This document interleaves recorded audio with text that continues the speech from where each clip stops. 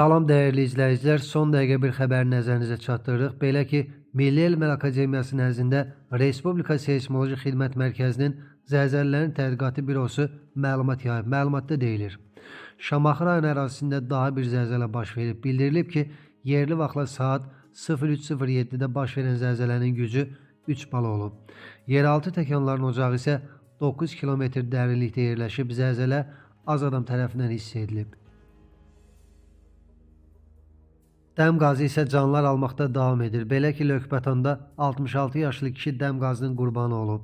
Doğru Xəbər Azərbaycan xəbər verir ki, 1960-cı il təvəllüdlü Seyfullah İsmailoğlu Seyfullayev yaşadığı mənzilin hamam otağında çimərkən dəm qazından boğularaq ölüb. Onun meyidi dünən saat 13 radələrində yaxınları tərəfindən aşkar olunub. Faktla bağlı Qaradağ rayon prokurorluğunda araşdırma aparılır.